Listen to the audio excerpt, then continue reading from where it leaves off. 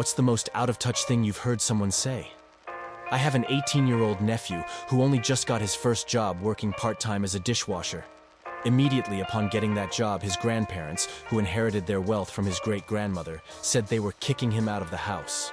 His grandparents are convinced they are helping him because they were kicked out when they were 18, and it built character. They would not listen to the fact that times have changed and rent prices in the area are $1,400 a month. He has no savings, $1,500 in medical debt, and other personal issues. But his grandparents think none of that matters, and that he can easily go get a job that will support him. He just needs to work hard because people nowadays don't want to work. They haven't changed their minds at all about kicking him out and gave him 30 days to get out. He hadn't even gotten his first paycheck before they had this conversation with him. So I'm letting him stay in my spare bedroom because otherwise he would be homeless. They have no remorse over this at all. I am so glad he has you. You seem sad. My mother to my sister, at her husband's funeral. My sister's son was murdered. 2 weeks later, my mom asked her if she was over it yet. My dad, who is now the director of accounting for the school district I teach for, was talking about how my starting pay was way more than his starting pay. I said, well, yeah, the cost of living has increased a ton since then.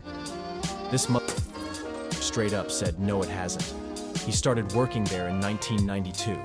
This conversation happened in like 2017, about a year after I started working there.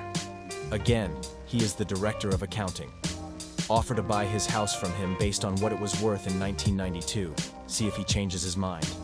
When people were complaining about not being able to afford housing, food, living in general, one of the Dutch ministers, I think he was a minister or at least the leader of a party, said something along the line of, well, find a rich boyfriend then.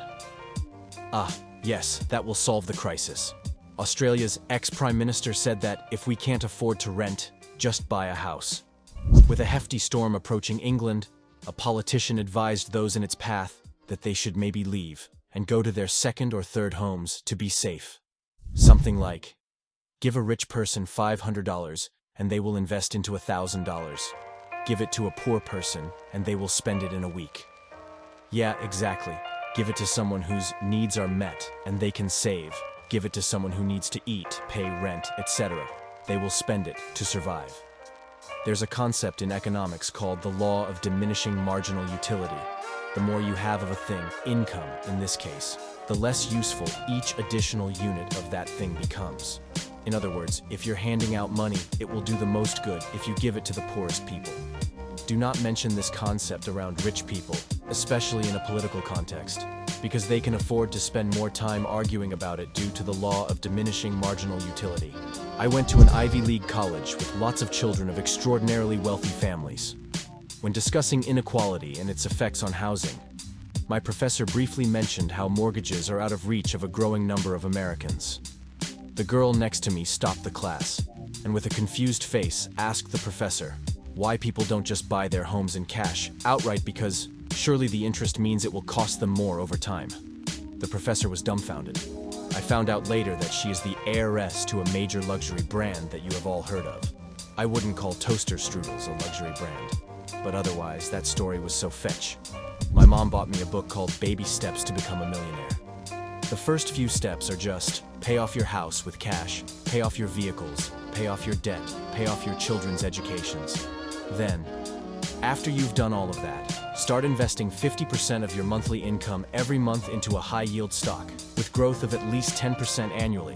It's like, dude, if I could pay for a house, car, and multiple college educations up front with cash, why would I need to be told how to save money? Oh, I forgot the most important advice. Let God show you the way. Thanks for watching.